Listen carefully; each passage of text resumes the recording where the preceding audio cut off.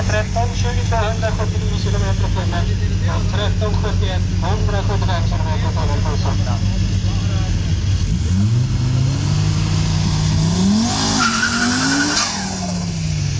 Här är huvuddagen ungefär som har kört dagens snabbaste biltid. Han har kört 11.29 tror jag.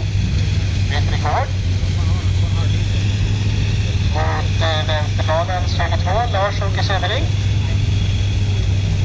Ska bli kul, kan Ove förbättra sin tid någonting. 11.29, det är ruggigt fort.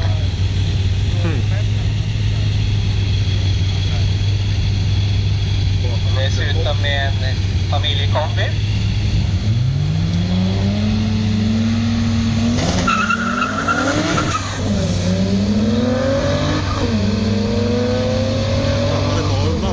Jag fick en mycket bra start den här gången, men jag gissar på 11.40. Vi ser om jag har en liten lotteri. Oj,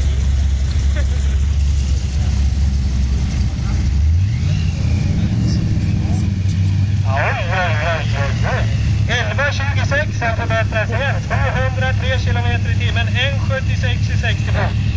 Det är värt en applåd.